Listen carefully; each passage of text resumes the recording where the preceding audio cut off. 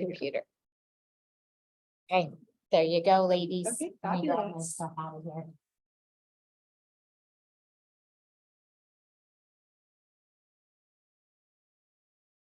Okay, well, hello and welcome. My name is Emma Toll. What is it? Emma Toll, Emma, correct. I am. Hi. And my name is, Loud as that goes. nope, I can turn it up. We'll get it turned up. And my name is Allison Arredondo. Hello, Allison. Hello. So as Michelle mentioned, we are graduate students in speech language pathology from K-State. So today we will be providing information about dysphagia and Parkinson's disease. Throughout our presentation, if you have any questions or if there's any part that needs further clarification, please feel free to raise your hand and stop us. We'd love to take this as a learning experience also. We'll also have a moment at the end of our presentation to take any questions as well. But we'll go ahead and get started. All right, so a term we will be using throughout our presentation is dysphagia. And dysphagia is the medical terminology for any sort of swallowing difficulty a person might have or any form of swallowing impairment. And now this term is very important for us to know in this room right now because sadly it is a common thing that goes along with Parkinson. So as the disease progresses, there might be some sort of swallowing impairments that arise. So today we are going to be talking about what it is, how we can help prevent it, and if it does arise, what we can do about it. So before we get into how Parkinson's can affect someone's swallowing, we thought it would be a good opportunity to be able to first start by sharing about typical swallowing and the proper anatomy and physiology within our throat and our swallowing mechanisms. So as you can see in our picture here, we have the teeth, which is highlighted here, the lips, which in our graphic is right here, and then the jaw, as well as we have the tongue.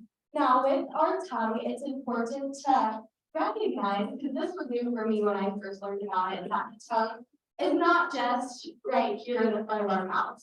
It actually extends all the way back to basically the middle of our throat. So it's a very large, very important structure for swallowing. And then now we have our epiglottis, which I'll be explaining more on what exactly it does later. Our larynx, or what all of you might know as the voice box that helps us to speak. And then we have the esophagus, which is the farthest back tube here that food and drink is supposed to go down. So we love when our esophagus is used in the swallowing process. Now, it's also important for us to highlight our trachea here. So this here is our trachea. It's the more forward tube in our throat, and this is actually our airway. So we do not want food or drinks falling down the wrong pipe into our airway here. Any questions about our anatomy before we move on? Perfect. Okay, so today we will be talking about the 4 stages in swallowing. Our first stage is the anticipatory stage. So during this process, our body gets prepared to intake food and drink. And how that happens is our eyes see the food, we smell the food, and we begin to salivate. So saliva is produced and gets our mouth and our throat ready to intake the food. So as you can see here, we have a little piece of food getting prepared to go into the mouth. And then our second stage is our oral phase. So this is actually when our food and drink enters into the mouth. Once it is in our mouth, we begin to chew the food up, and then something is formed, and that is a bolus. So a bolus is a group of concise food that basically clumps together in a big ball to travel all the way from our mouths into our stomach in one grouping. So as you can see here, we have our bolus begin to form in the mouth, and also part of the oral stage is that bolus then traveling from the front of our mouth to the back of our mouth, right up here. And our third phase is the pharyngeal phase. And this is when the bolus travels from the back of the mouth down to the top of our esophagus. Now, this is a very important step in the process because all of these other structures have to play a role. So like I mentioned earlier, we have our epiglottis, which you can think of as a little floppy leaf. And while you're swallowing, your epiglottis is going to fall over your airway. So down to your trachea, it's going to fall to break off to then protect the airway and push that bolus towards the esophagus versus towards the trachea. And then our fourth stage is the esophageal stage, and this is when the bolus finally enters the esophagus, or the tube that will take your bolus from the throat all the way down and empty into the stomach.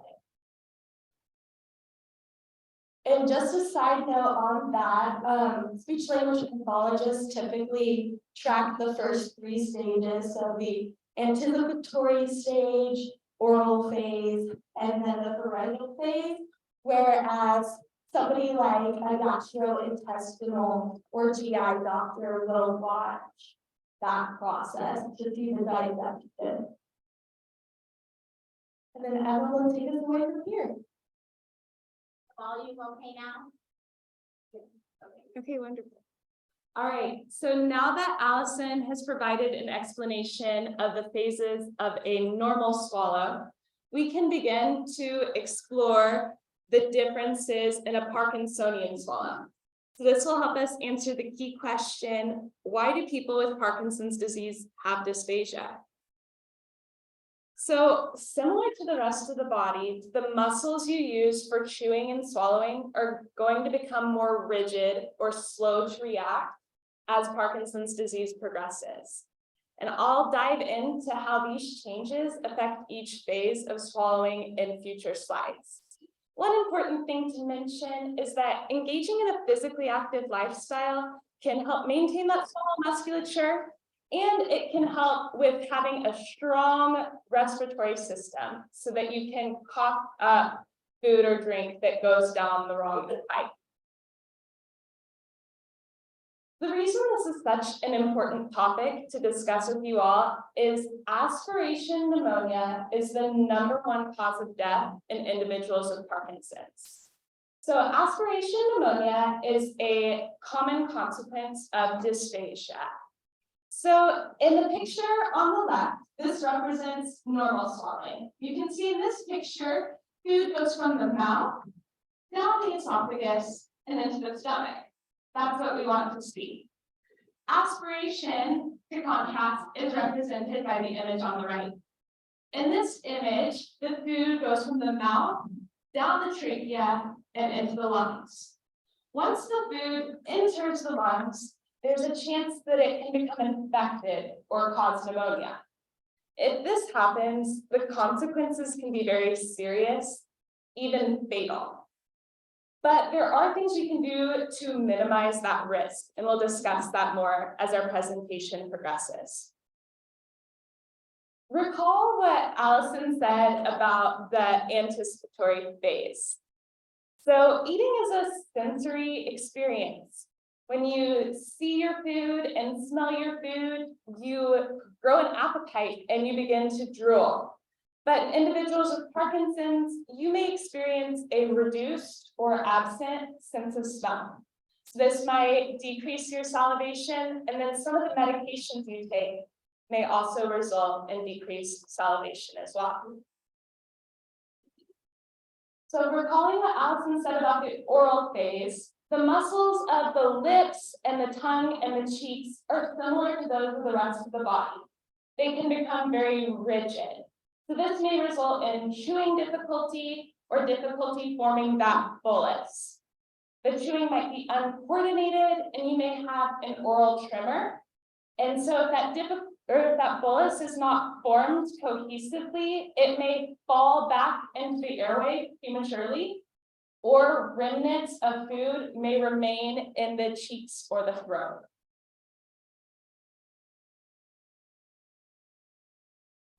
Okay, the muscles of the throat or the pharynx are similar to the muscles of the rest of the body once again. They can be rigid or slow to react. For sensation in the back of the throat may also be okay. All right. I think I sound less feedbacky now. Okay. So poor sensation in the back of the throat may lead to a lack of a swallow response or an uncoordinated swallow response. The swallow response is what Allison talked about. It's the reaction that causes the epiglottis to cover our airway. And so if this movement is slow or uncoordinated or absent, it's going to mean that food is going to go down the wrong pipe. So as Allison, To go too far. the computer's being jumpy. Thank you for your patience. As Allison mentioned, the muscles of the esophagus contract, slowly moving food down towards the stomach. So in Parkinson's, the muscles of the esophagus may be rigid, so the movement of the food may be slower. This can result in feelings of premature fullness, especially if you're eating thick or dry foods, for example, bread.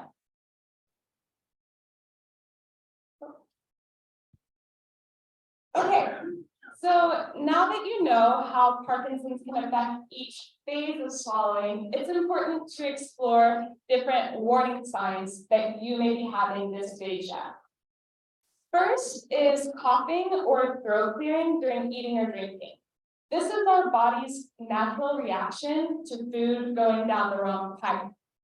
One caveat to this is that in individuals with Parkinson's, coughing and throat clearing do not always occur. And this is because you may have poor sensation in the back of your throat, so you may not feel the food go down the wrong pipe. You may also experience feelings of food stuck or caught in the mouth or throat. This is due to poor formation of that bolus. You may have remnants of food in the mouth or left behind in the throat.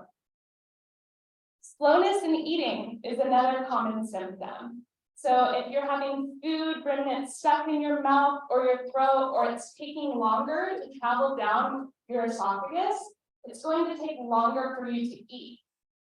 In addition, if you're having discoordination while you're chewing, it's going to increase the effort and fatigue and time that it takes for you to consume a meal. Difficulty swallowing pills is also another indicator that you may be having difficulty swallowing. Drooling is another common warning sign. This may seem to contradict what I said earlier about dry mouth, but drooling can occur for a variety of reasons. If you have remnants of food in your oral cavity, this may cause you to drool. If you're unable to swallow excess saliva, that may also be something that causes drooling. And then overall, drooling is an automatic process. And some of those processes aren't as well regulated in people with Parkinson's. So you may drool too much, or you also may experience dry mouth. You may experience difficulty chewing or food remnants in the mouth, just as a result of the rigidity of your muscles for chewing. Overall, any changes in your feeding and swallowing abilities are important to note. You are the expert of what is typical for you. So if you're noticing any deviation in that, it's really important to be mindful of it. lastly would just be possible weight loss, dehydration, or UTIs. And this would be due to lack of nutrient intake or fluid intake as a result of dysphagia.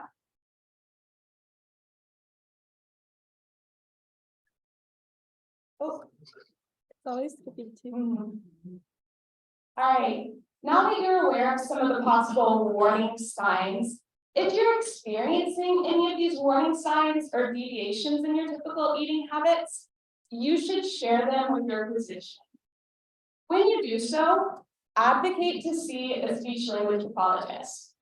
Speech language pathologists are the professionals most qualified to treat dysphagia. So a referral to an SLP means that you are going to receive assessment, but also evidence-based treatment and management of your swallowing. All right, so when an SLP or a speech language pathologist is made aware of any concerns with swallowing that a patient with Parkinson's might have, different testing measures can be taken. And these testing measures include the speech language pathologist analyzing the throat both internally and externally to see where exactly the swallowing concerns are arising. Because like we mentioned earlier, they can happen in the anticipatory phase, oral phase, parenteral phase, or esophageal phase. So they're going to be, professionals are going to be looking into the mouth and then into the throat to actually see, okay, what is happening during this individual swallow, or what's even happening before they swallow or after they swallow. So we'll be covering 4 different testing measures today. Our first testing measure will be the clinical swallowing evaluation. Now this, in my opinion, is one of the most simple of the 4 I'll be presenting on because this involves the speech language pathologist coming to you and just making the overall visual observations as well as manual observations to see how the individual is reacting to different foods and beverages. So maybe they'll let somebody try to eat a cookie like you all are right now and see how the individual is doing with that versus if they're eating something like pudding, because all different food textures and drink consistencies and thicknesses can impact how a person is swallowing. And then based on what is seen during that initial clinical evaluation of the swallow, different, more objective measures can be taken. So our first objective measure is the modified barium swallow study. So now this is a video x-ray of a person's throat while they are swallowing different foods and drinking different beverage viscosities, so different beverage thicknesses. So in this picture here, we can obviously see it is an x-ray of somebody's throat. What will happen is that SLP will give the patient different foods or drinks to eat. And all these foods and drinks are going to be covered in what is called barium. And barium is just a white chalky paste that is going to allow that bolus or grouping of food to be seen through the x-ray. And we'll be watching a video of that very shortly. And it's also important to just kind of orient you to this because it is an x-ray, so it might be a little bit more difficult to recognize. So here we have the teeth, and then we have the throat right here. So in our video, we are going to want to see the bolus go out to the back of the throat to go all the way down the esophagus.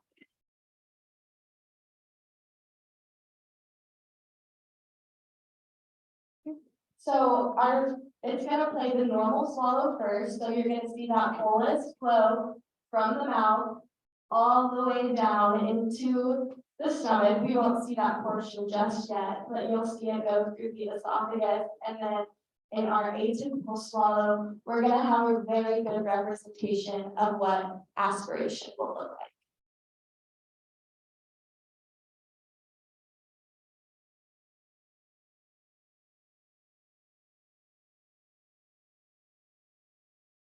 So you saw that nice direct flow along the back wall. And then now you'll see the bolus almost get stuck and then fall forward, which means it's going into the airway. Any questions about that? We can replay it. What causes that? What causes that? The detour. Yeah, in this person's case, it's because, you know, that leafy structure that I mentioned, the esophagus is not covering the airway or pushing the bolus away from the airway. So it's falling down the wrong pipe, basically. And this can happen to basically anyone. So it'll be a little bit different, the reasoning, but in this case, I believe that's what's happening there. This is my wife. She has a problem with things sticking on the side of her throat. Yeah, so It's So this picture is mainly showing more of that aspiration, so the bolus falling into the airway. We'll be getting to oral residue actually in our next slide. But it's, just to clarify, so they're saying it's getting stuck like in your throat, like in the molecula, is that a word that you heard? Yeah, so you want to show kind of where Yeah. that would be, again, this is just based off of what they're saying. This is kind of where people might sometimes show that they feel that they have something stuck in what it would look like. Yeah, so can you actually play that on the one and then pause it when it kind of makes that So right there is great. So right here is actually your molecula. It's almost a little cup that food can get stuck in behind your epiglottis. So that if it's not moving properly, then it can get stuck there, or then eventually fall into the airway, which is what's happening in this person's case. So there are some pockets in the throat where food can get caught. So that might be what's happening in your case. Great questions. All right, yeah, I might have to leave in a couple of minutes, so okay. I'll have to come back when I can hear it all. Okay, and I think we're recording it too, if you want us to send you a copy of it. But we totally understand if people need to step out at any point. Thank you for letting us know. All right, so our next testing measure is the fiber optic endoscopic study of the swallow. So for ease, I'm going to be calling this FEES. Now, FEES involves a camera being inserted through the nostrils so you can see an overall picture of the airway in the pharyngeal phase. And I'll be showing a video of this as well. It's a little bit confusing now.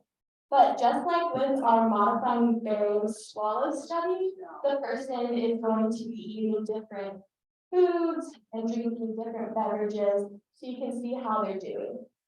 The only difference here is, of course, the camera will be seeing it versus an X-ray. And then the food might be coated in green food dye. And the reason for this is because a lot of foods that we eat are not green, right? So maybe we have broccoli or something like that. So coloring the food helps us to really see it in the throat. When you want to start it. And then 1 minute. Okay. So I know it might seem a little bit daunting to have a tube put in your nose, at least for me, that was my initial perspective.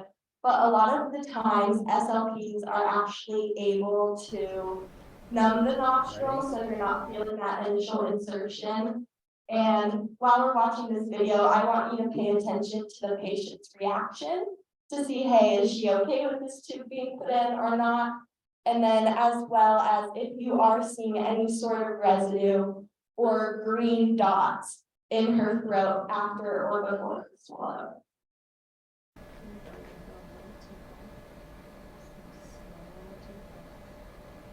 So she's not even flinching, so she's doing very good.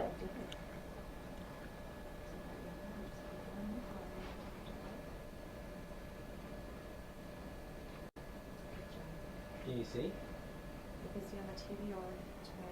If you want, we can show So you. now we'll be presenting the different foods and drinks in green.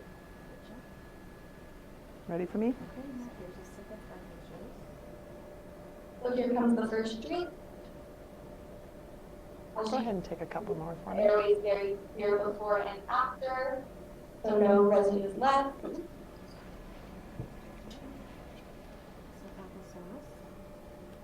And then now they'll be presenting something like applesauce. And as you can see here, there's some green left on the screen.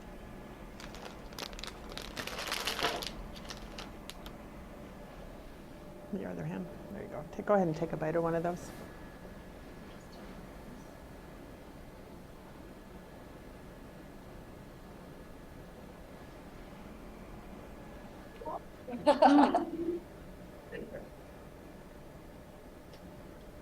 And then there you can see that green really getting stuck on the sides, or what we call the piriform sinuses, which is And one more. pocket in the throat. You can move your head a little bit. And All that. right. Okay, so now I'll be showing a more user-friendly picture of what just happened, because I know anatomical structures can be a little tricky to comprehend at first.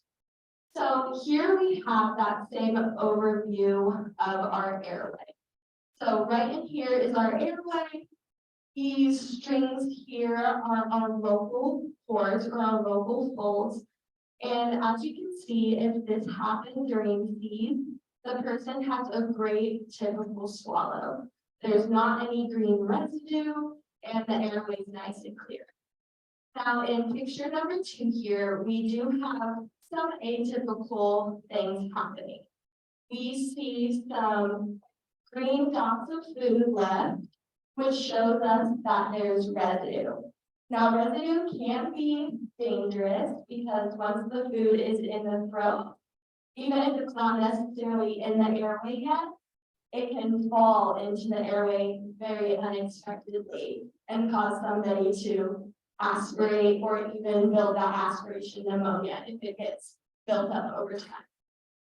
And then in this picture here, this is a more severe case that you might see with fees because we have that bolus going directly into our airway or in the middle. And then that's called aspiration like we talked about. Another word you might hear is penetration. So penetration is when the bolus lies right at the vocal folds. So it's at the highest risk of falling into the airway because it's balancing right on those vocal cords.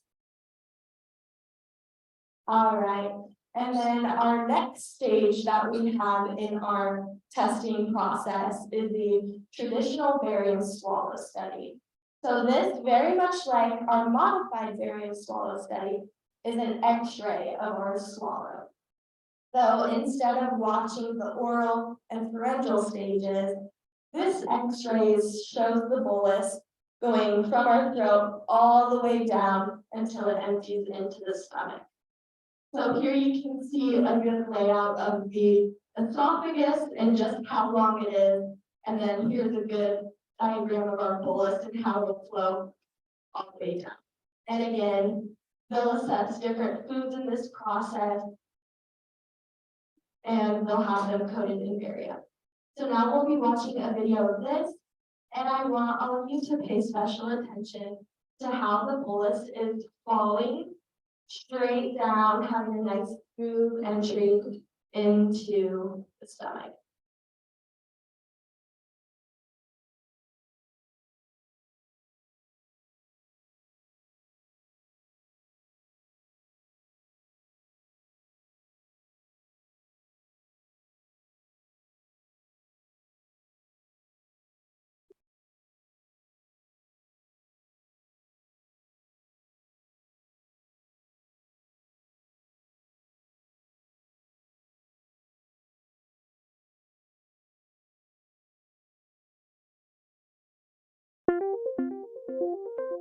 All right, so another more picture. We have on our next slide here what we would expect to see during a traditional barium swallow study. We see that bolus flowing straight down the esophagus, going directly into the stomach. And then an atypical traditional barium study would involve the bolus going down the esophagus, coming up just going back down, maybe doing a little bit of bobbling. And sometimes it'll actually shoot straight back up into our throats, which then puts us at risk again for aspiration because unexpectedly the bolus is entering into our throat. Sorry, the airway.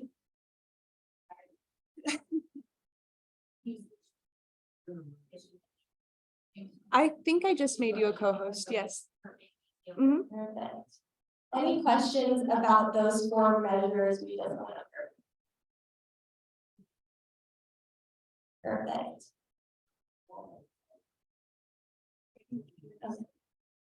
And then based on the results of what the SLP finds during one of those testing measures, you can begin the process of forming a care team or a dysphagia team to help you in all aspects of your life to improve your swallowing and your swallowing safety.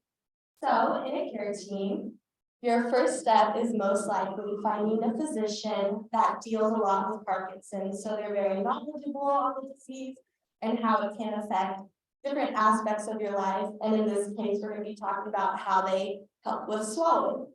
So next we have our SLP, which me and Emma are a little bit biased, but we play a very important role in this. And with the SLP, they'll be able to do those testing measures, like I mentioned, as well as start your treatment plan.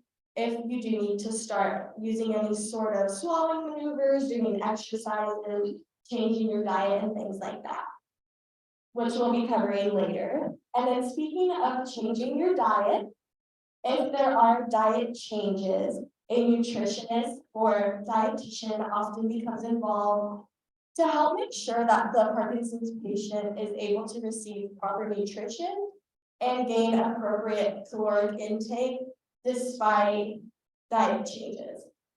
And then next, we have a very, very important part in our care team, which is your loved ones, your care providers, your family.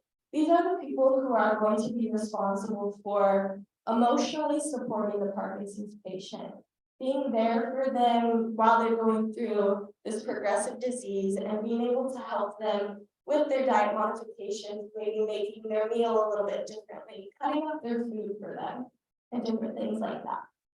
And then most importantly, we have the person with Parkinson's.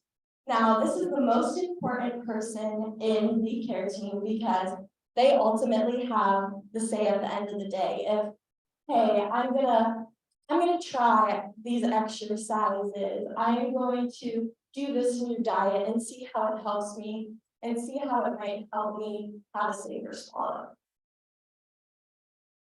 So while working with an SLP, they're going to help you establish some of those general safety tips, which lucky all of you guys will be sharing on the next slide. And then different posturing techniques you can do to have a safe swallow, different swallowing exercises to strengthen your throat, as well as those food modifications. So our first general swallow safety tip is to eliminate distractions or reduce distractions. This is because eating and drinking and swallowing requires a lot of coordination already. So with Parkinson's, people might have a little bit of discoordination already. So if you add talking or watching TV on top of that, less attention will be put on swallowing, which can then increase your risk of aspiration. Next, we have to take smaller bites or smaller drinks. This is just to minimize the amount of bolus placed in your mouth to then maybe help you have a little bit more of a manageable amount. Then we have to alternate food and drink. This is so if you do have residue or something like that caught in your throat, you might be able to flush it out with a couple more swallows or be able to flush it out with water. Next, we have to leave your glass half empty or half empty, half full when drinking, however you want to look at it. This is so you have to have less physical coordination when picking up the cup. So if your cup is super low, you might have to tip your head back which can then again create more coordination for you to do both physically and in your throat. And next we have, make sure to meet your caloric needs before having a social feeding. So this might be making sure you eat all your vegetables, all your meats, all your proteins before going out to a restaurant with friends.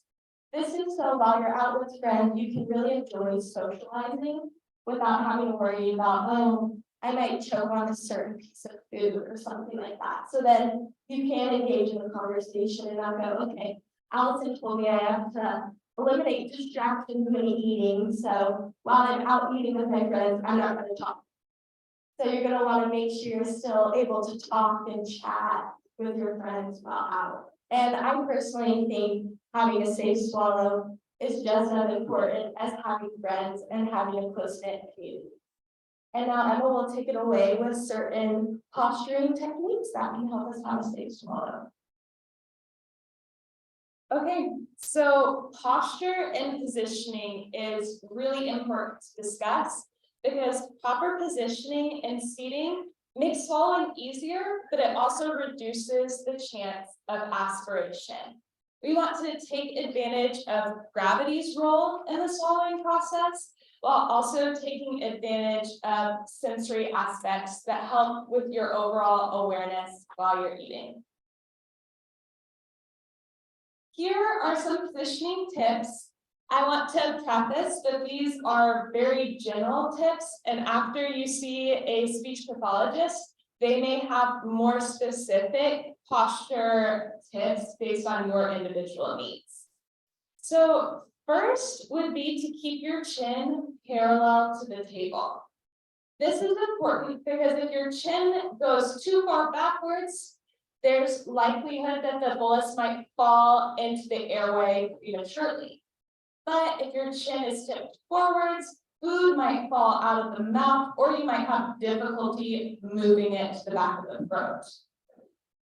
Sit upright in a supported chair.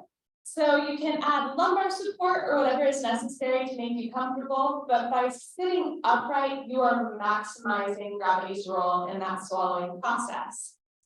Keep your hips and knees at 90 degrees and your feet on the floor. If you're doing those things, there's a greater likelihood that your upper body is going to be vertical, but it's also going to help with overall stability and awareness while you're feeding.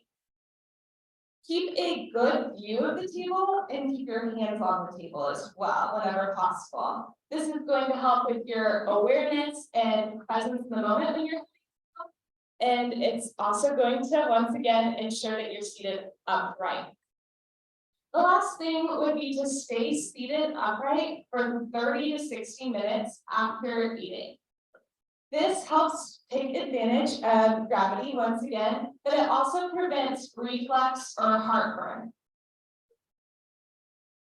So here are two examples of proper positioning. I want you to note that in both pictures, the person's upper body is vertical, their chin is parallel to the floor, and their hips and knees are making close to 90-degree angles.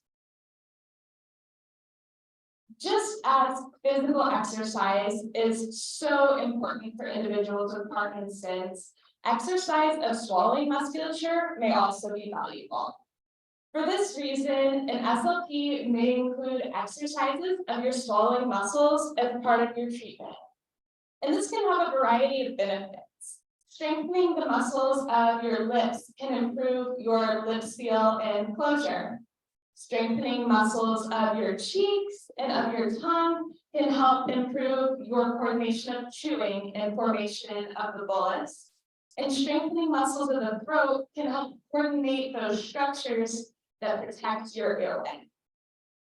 One important thing to note is those muscles you use for swallowing are a lot of the same muscles that you use when speaking. So for this reason, speech treatments and voice treatments can also help indirectly strengthen those swallowing muscles. One exercise regimen that your speech pathologist may recommend is called expiratory muscle strength training. Sometimes it's abbreviated EMST. This is a handheld unit and it has an adjustable valve. And so you're going to blow into this unit and it's going to practice against resistance to strengthen your respiratory musculature. So the benefits of this treatment are twofold.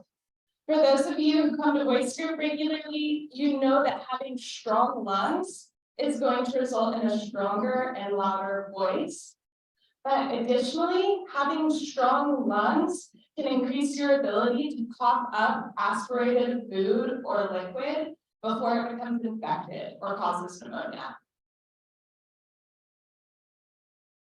Awesome.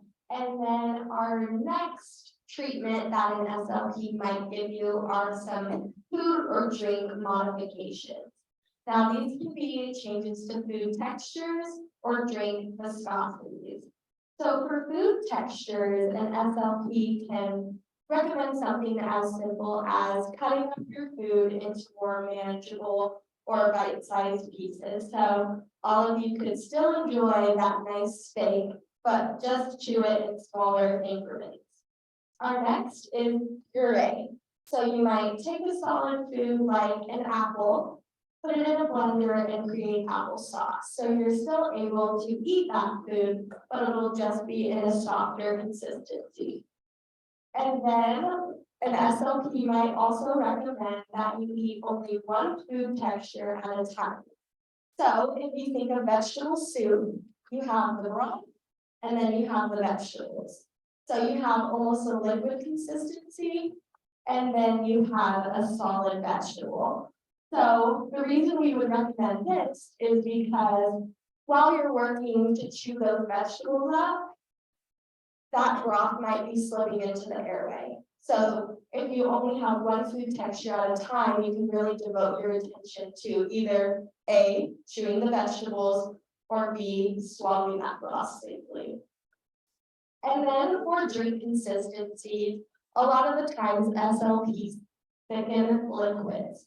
Now this is because thin liquids like water or juice can fall back easy into the airway.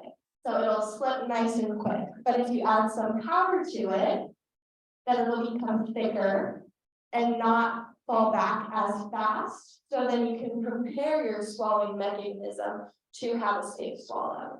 And then also, the subject of straws is a little bit touchy. So in some cases, straws can be beneficial because it reduces the coordination of having to pick up that cup, tip it back, in that matter. But in some other cases, straws aren't beneficial because you could be sucking down as much water as you can, and then it'll be going directly into the airway. Whereas if you are using a cup, you're lifting it up, taking one sip, putting it back down, taking that time to swallow, and then repeating the process. Whereas we can't really control how much somebody is drinking if they are drinking with a straw. And that was our final modification that we have for you. If you guys have any questions, we'd be happy to answer those now. I have a question. Yes, absolutely. Hold on one second. Oh, good idea.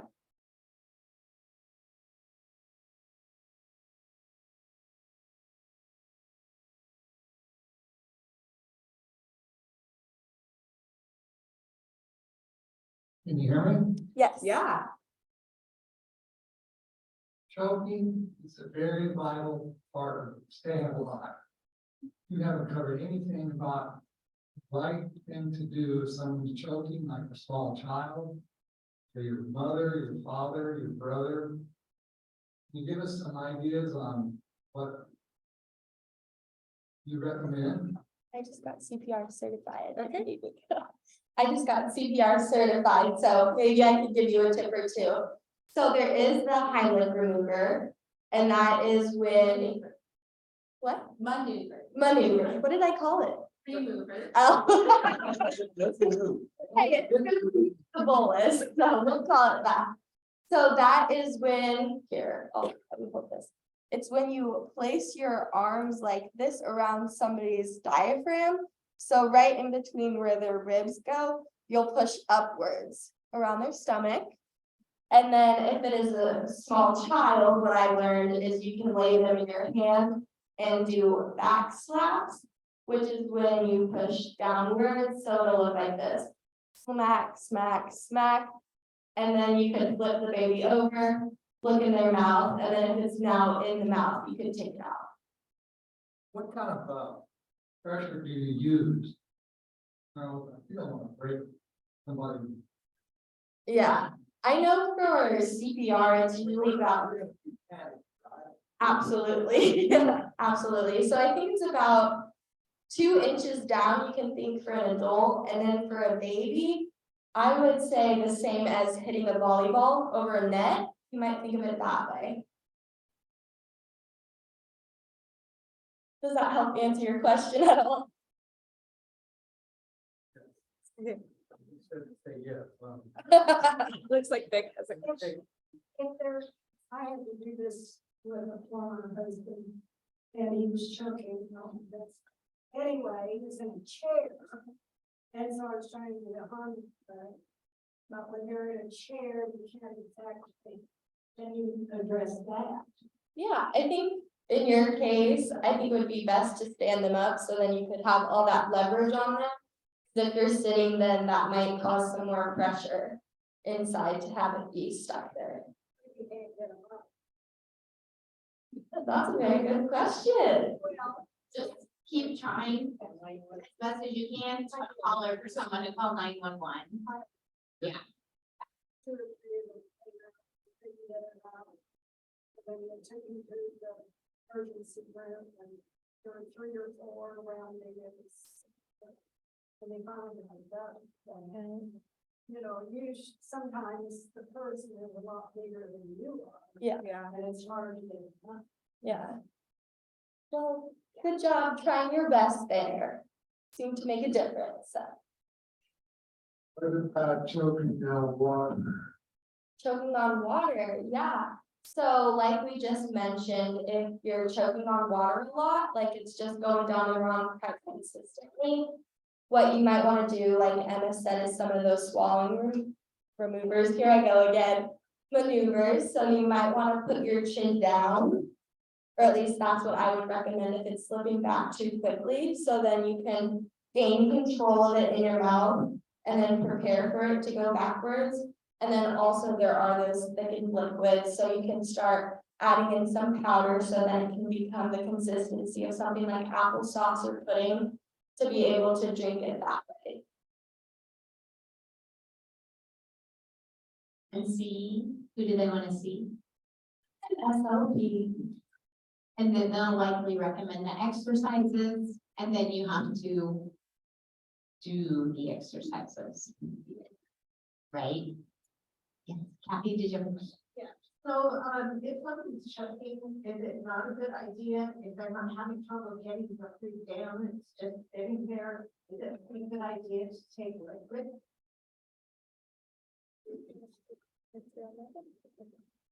I think it is good a lot of the times because if there is residue and that's what they're feeling there, more swallows of water can help flush that area out. So that's why one of our recommendations was to alternate food and drink. If I had heard, it's not the thing to do, I was just.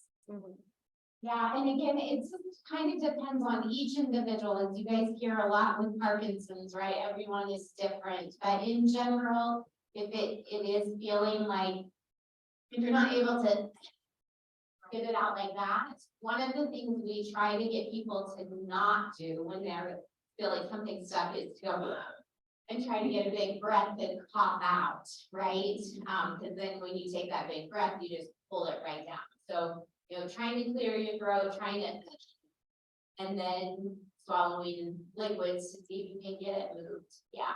Does it help to pound them on the back? We don't normally recommend that as often as people used to do. Again, it's just when you pound them on the back, you don't know exactly where you're moving it to. So it's better to try to get them to do something and move it themselves.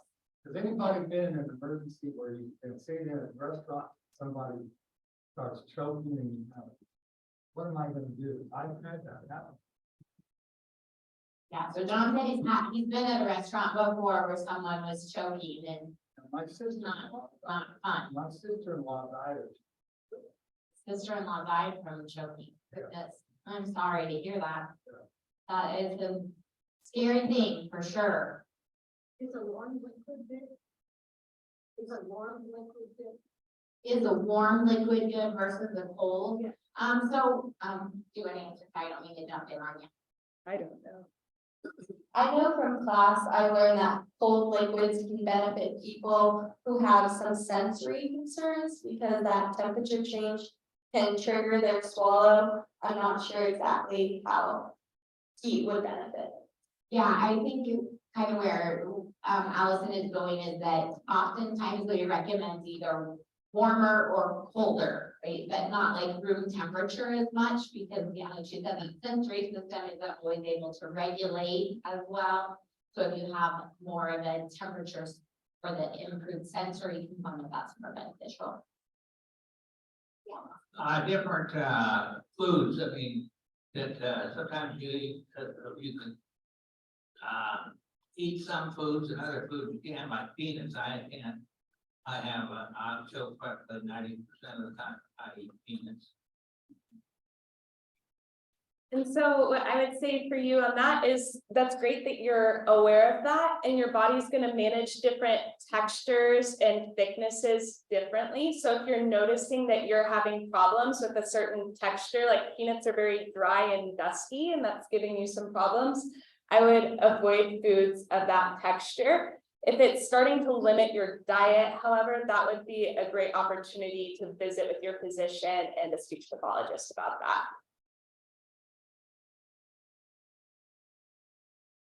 I have heard of a treatment that they insert a device down the back of your throat, and then they inflate it to stretch your muscles. Is this common? Have you heard of that? Do you know about that? I only briefly heard of it, I think. So what that would do is help you practice at different resistances to develop some of those muscles, kind of like Emma was talking about. I think maybe what you're thinking is like an IOB, is that what you're talking about? Yeah. So I think what he's saying is that it's probably an area, if I understand you correctly, it's more for like trying to stretch the esophagus. Is that what it is? So people are having difficulties lower in their throat? Is that what you're thinking? Yeah, so there are muscles called the cricopharyngeus muscles that are basically like right before it goes down into the esophagus. Those muscles are supposed to relax, which allows the food to go through and not have that sensation or even feel the sensation of food building up or actually happening. And so sometimes they will go in and stretch the cricopharyngeus muscles because the muscles are together all the time, but then when they swallow, when people swallow them, they're supposed to relax and open up. And that connection isn't quite right. So that's what Harry's talking about, I believe, is a procedure to help those muscles relax so that you don't have food getting stuck down lower in the throat. Okay, got another hand. Oh, Jim. My mother-in-law, of course, had Parkinson. And, of course, this has been maybe 20 years ago. They would go in there and form this thing on her throat and inflate her throat. So she could eat, at times she couldn't eat because her throat was so small. And then they would inflate whatever it was they put down there. And then, but they'd have to do it every maybe 3 or 4 months to keep it large enough so she could eat. But that was, like I say, that was 20 years ago. That was, you know, they might not even use that anymore, but Interesting. that was Yeah, still use that kind of procedure, those kinds of procedures still, yeah. That follows perfectly because in November I had begun And the doctor put in 2 balloons. And that was to help stretch so that I could get things down better without, I would eject them, very projectile, so that I would always have to hold my hand, never knowing how much would come out. But how long does that last? You said it's only 3 or 4 months, have they gotten better? Yeah, I don't know an actual timeline of like what typical is. I would definitely talk with your surgeon and see like, when should I be more cautious, to watch for those symptoms? I think, you know, as with anyone with Parkinson's, it's gonna vary from one person to the next, but the surgeons are going to do it enough that they'll be able to give you probably a pretty close timeline. So they may say like, all right, be more cautious at 3 months, right? Or this should have a lifespan of 6 months, so live it up for these 6 months as you start to feel changes, get right back in here so we can help you again. Okay, but yeah, definitely ask those questions. I have a couple things. When I drink something cold, I start having spasms so that I can't swallow it. So I have to have either room temperature or warm. The other thing is almost every time I eat, I feel like the back of my throat is swelling. Is that from residue probably, or I've always kind of assumed it's allergic response, but it's almost everything. Yeah, that's a good, did everybody hear that okay? She said that oftentimes when she eats, she feels almost like there's a swelling in the back of her throat. And she was thinking maybe it was an allergic response. I honestly don't know for sure. I would encourage you to talk with your doctor. It could be that maybe, you know, part of the swallow isn't quite as efficient, so you are getting some residue in there. Follow-up test that showed some of that little pocket you were talking about. Is that right by the epiglottis? It's gonna be up higher, the one that they showed you, yeah. Yeah, that's up in that molecular that Emma Allison showed you. So yeah, that definitely could be, there could be some exercises that might be beneficial to help with, you know, getting that back. Oftentimes, as they showed you that picture, the fact that the tongue goes up against the back of the pharyngeal wall there. So sometimes if we can strengthen up that contact and increase that pressure, then we can make some more changes in getting that residue out of those pockets. So definitely talk with the speech pathologist that did that swallow study, an ENT to see if there's anything else anatomically that might be causing that to not get cleared out as much, and try those exercises. How does a vocal cord dysfunction relate to swallowing?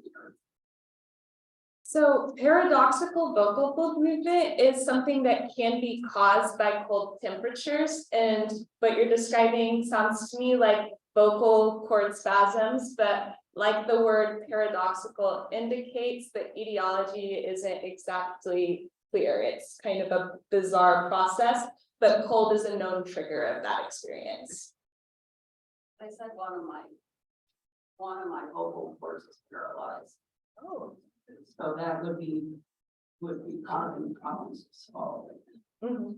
It definitely could change your breathing ability, and then also how much your larynx is able to protect your airway. So yeah. Yeah, I would definitely look into seeing a speech pathologist for some more. I know. Do you? All right, we got some more. Maybe you guys got some good questions here. Could you just, Hold on one second. could you just briefly review again what you recommend for drooling? That seems to be something that happens a lot with us. And I can't remember what she said. And also, I want to say it's just been a wonderful presentation. Thank you. Very, very helpful.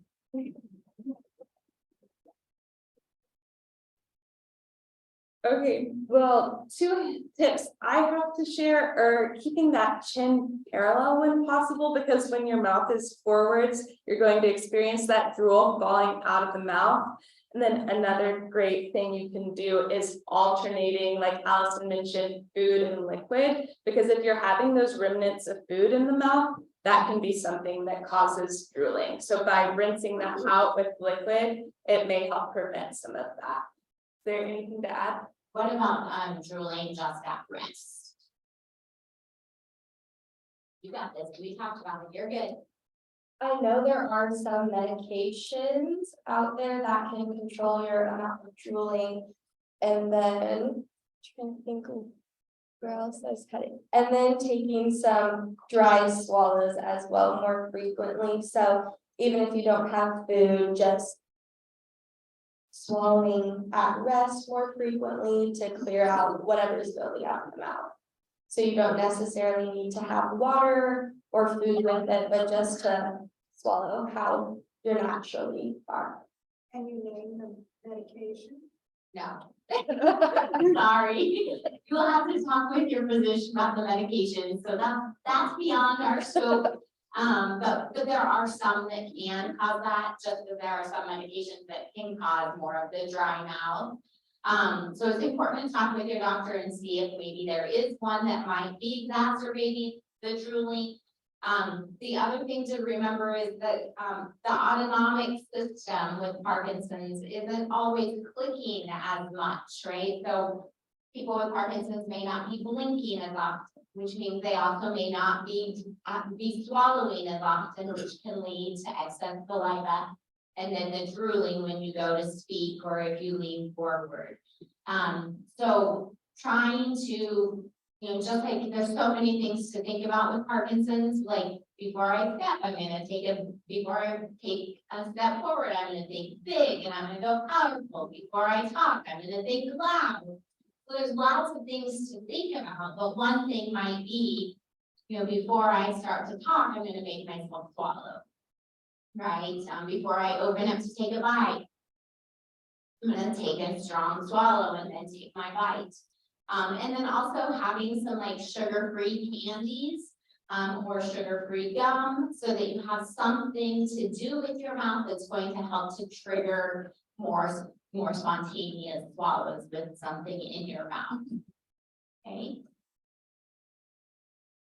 I don't have Parkinson's, but ever so often if I eat like hamburger or dry meat as usual, it'll get stuck in here and it hurts. And Vic will finally say, take a swallow. And when I do that, I've been in a restaurant. It makes incredible noise, like it's trying to come up or go down, and people around me can hear it, and it's that loud. And finally, I'll either have to leave and throw it up, or I'll start, like yesterday, I had to open the car door and slide them, by the swallow, I had to let go, and then it finally went down. But when I had a swallow test, not so much the test, but they did go down, put me out and knew that I didn't need to have it stretched. But the noise is incredible, very embarrassing. You make the noise in rhythm and then you could just dance.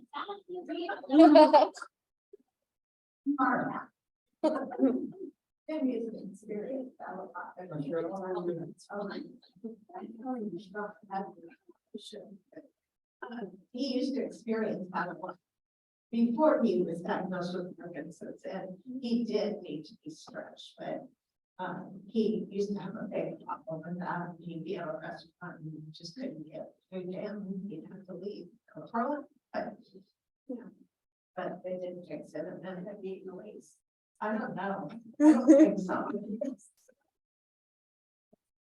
Do you girls have any thoughts on that?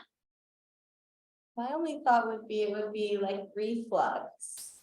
Like what? And reflux, so more like not digesting it versus aspiration. That would be my only thought, which I'm not a GI doctor to be, so. Yeah, I would say definitely working with your gastroenterologist, and then I don't think it would be, a bad thing to have another swallow study. And then that way, the swallow studies that the girls showed, all of them, they're just a moment in time, right? And we all change. And if there's a different consistency, you tell them, like, I really struggle with this texture. Can we do these tests with that texture?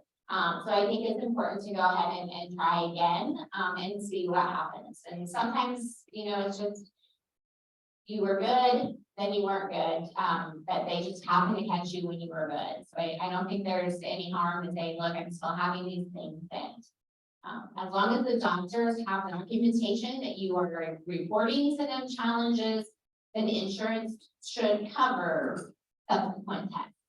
So. Thank you, Michelle. The commercial or a saw-on program, there's a device, looks like a plunger. You can take it, put it over and you can pull it and it'll extract whatever's in the foot. Have you heard that in school? I've seen that, they're like keeping those in school cafeterias to prevent choking deaths, yeah, Hurts too. yeah. I've seen that, it's almost like, the description of a plunger is excellent, like a plunger to prevent choking, yeah. Well, that's what I was telling Patsy, and I have written it down in the apartment, but. I don't know, girls, you're gonna have to give me that information. Yeah. All I know is the picture of a bathroom plunger doesn't sound very good. It's got the same. Yeah. So can we talk about swallowing pills, because we all have a bunch of pills to swallow. I have big pills and little pills, and I can swallow all of them fine, except for one pill that floats. So I swallow and it floats up to the top and it gets stuck because all the liquid is swallowed. So I take another drink, then it floats back up to the top, and I can't swallow this pill unless I cut it into pieces. I've asked, I can cut it into pieces, but I don't want to have to do that. So how do I swallow that particular pill? And for all the rest of us, how do you swallow the big pills and et cetera? That's a great question. Yeah, so Carolyn said, putting your pills in with a food like an applesauce or a pudding or a jelly or ice cream. We all know you all like ice cream. I'm not familiar with necessarily the floating pill, but one thing that I think in general is really valuable is you should take a sip of water prior to swallowing your pill, and you should swallow your pill with water. Don't try to be a hero and dry swallow your pill. It's going to probably result in it getting stuck, and it's not easy on your throat either. So that would be my general statement there. That's Yeah, crazy. That's really interesting. Yeah, Jim, hold on a second, let me get you. What about taking them, can you take your pills all at one time? Is there, I mean, do you have that kind of information, or I just take a whole mouthful of them? You mean like 12? No, I take 6 in the morning and 6 at night. Is that all right, John?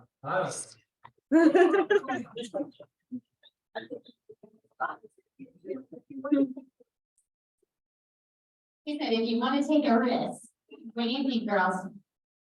I would have to agree that that might be something that might be a more risky behavior. I'm glad that you're having success with executing that achievement, but I think it would probably be better to take the pills in more manageable groups of 2 or maybe even just 1 at a time. That way you're ensuring that you're taking it slow and there's less chance of something getting stuck. 6 is a lot of variables to throw into anything, and 6 pills in a swallow that might be weak maybe isn't the best idea. So 1 at a time might be best. Yeah, and I think that's a very fair suggestion. I think another thought about that is, if it does go wrong, and then you have 6 suckers that you're trying to get taken out of you instead of 1 or 2. And then like Virginia said, the more handfuls of pills or fingerfuls of pills that you take, then you're drinking more water. And for the vast majority of us, the more water that we drink, the better off we are. And then I want to go back to Virginia's thought. Does anyone else have any suggestions on this floating pill? Peanut It butter? sounds like it's something more solid. Put it in, like give pills to a dog and put some cheese or something. Yeah. Yeah, so she said, you know, like you put it in a piece of cheese, and Dawn said maybe put it in with peanut butter. I don't know if you've tried like yogurt or jelly or anything like that, that would give it a little bit more weight. What we've tried is to cut it up, and that's getting, it's a cylinder, so it doesn't slice. It's a problem. Yeah, I think the idea is of trying it with something that's gonna have a little more weight to it, and yeah, like the peanut butter, the cheese, yogurt. I'll let you know. I always like to recommend doing pills with like jelly, or honey or something along those lines. Something that we don't necessarily always eat, simply because if it does go bad one time, then you might not want to eat your, you might not want to eat your yogurt anymore. You might not want to eat your applesauce. So that I typically recommend folks try jelly, honey first. Or did you have something else? Someone else over here? I was just gonna say, Hold on, I'm coming. I had a pill that I had a hard time swallowing, I took it with honey. And the honey just made kind of stick to the pill, and it just, the whole thing slid down as one unit. So honey was very successful, you might try that. Anybody else? What awesome proud participation. What a great experience for these students. I'm wondering, some pills, I was taking vitamins, and it wasn't coated, and so it's very difficult to get down, so I just asked the pharmacist, do you have one that's coated, it's liquor? So I don't know how many prescriptions do that, but if they're not coated, they're more likely than you get stuff. That's a great thought. Yeah. So my dad's a pharmacist, so I can definitely relate to that. I know he's made suggestions to people, oh, maybe this particular brand of this medication, you're having difficulty swallowing it. This medication does something similar. It might be worth talking to your practitioner about switching to this medication, since it will be easier to swallow. So it could be a great conversation to have with your pharmacist as well. Anything else? Small babies, so you turn it upside down and turn it on the back. Don't you do Mhm. Yeah, at like kind of this angle, so you would do like back slaps, it between the shoulder blade? yeah. And then you can turn them back over into the other arm, so they're laying straight up, so you can see into their mouth to see if it cleared anything. Awesome. Well, I think that the students did a fabulous job. How about a big round of applause?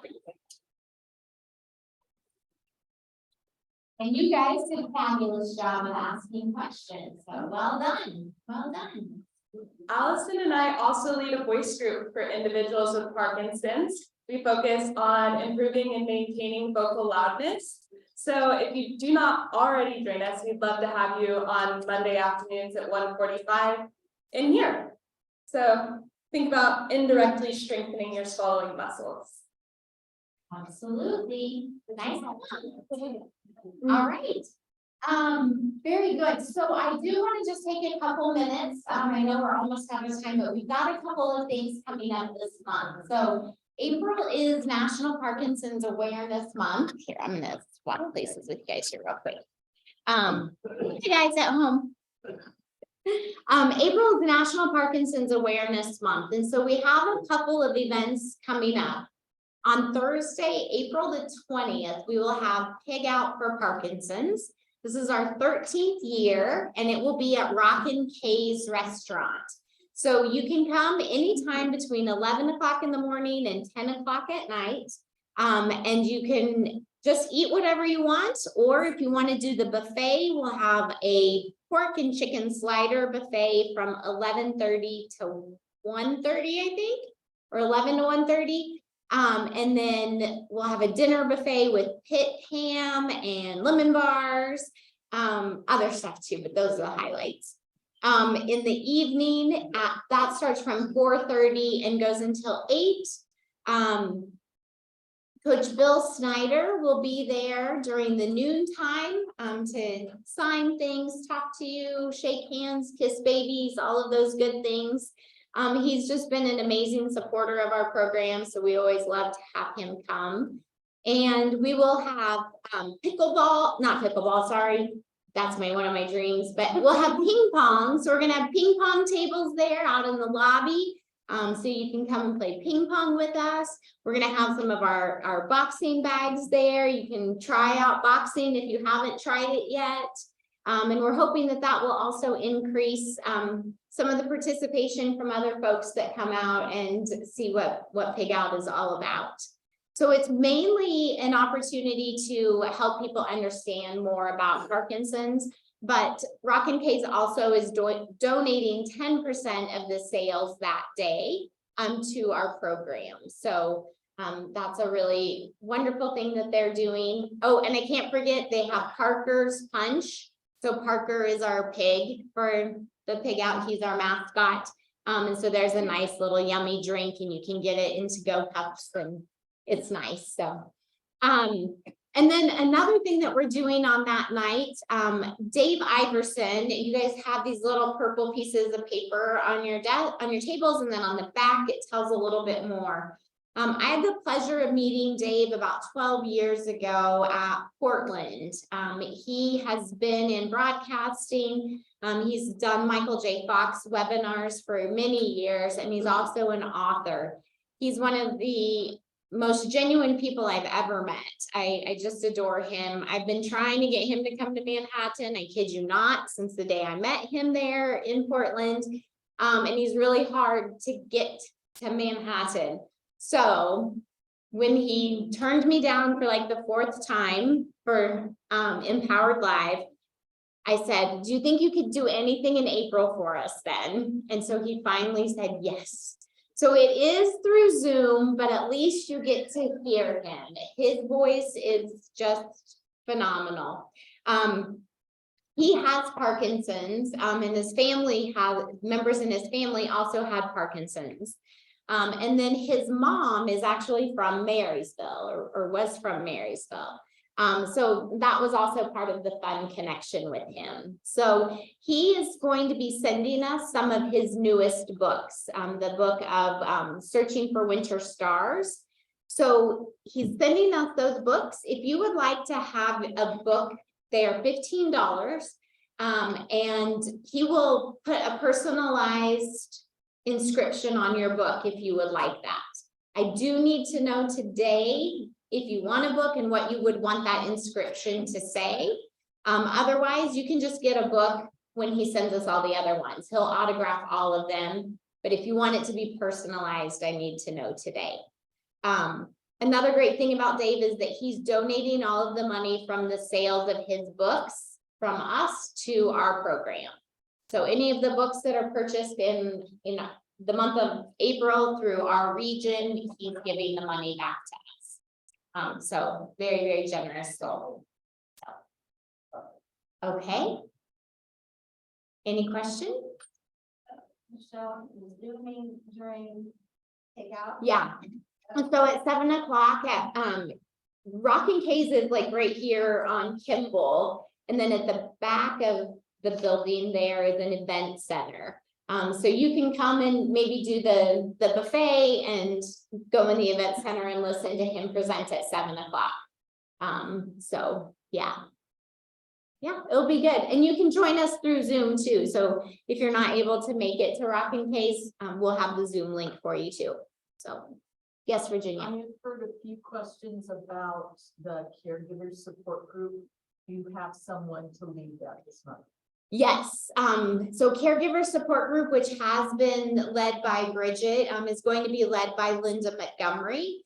She is also a social worker and she filled in for that group when Bridget was on maternity leave. So yeah, working really hard to keep that separation for our care partners. So yeah, so we've got that covered. I finished up the second interviews for Bridget's position this week, and so hopefully we'll know more about who might be coming on board shortly. So no more Bridget? No more Bridget. Yeah, When she moved on, huh? yeah, I kicked her out. Oh. No, I'm kidding. I'm kidding. I'm kidding. I'm kidding. No, yeah, so for if you haven't heard yet, Bridget's husband works for a local company that's expanding to Kansas City, and they asked him to go out there and, you know, really help to grow that business out in Kansas City. And so yeah, Friday was her last day. So yeah, it's weird. It's really weird. She's been working in our program for 6 years, so miss her lots already. And thanks a lot, Dawn. I'm just kidding. I'm just kidding you, Dawn. No, but yeah, she'll definitely be missed. Very, very special person. So we were lucky to have her for as long as we did, but her family lives in Kansas City. She's got parents and siblings, so it was a bittersweet move for her. All right, anything else? No? Okay, well, in May, we will have Dr. Kelly Lyons from KU Med Movement Disorder Clinic. She will be talking about medications and the new research. So she always does an amazing job. So it'll be good to hear some new things. And we'll see you on Thursday, April 20th at Pig Out. All right. Thank you guys. Yeah, you can come for both meals. You can stay and drink the Parker's Punch and play ping pong and hang out with us all day. All right, bye guys.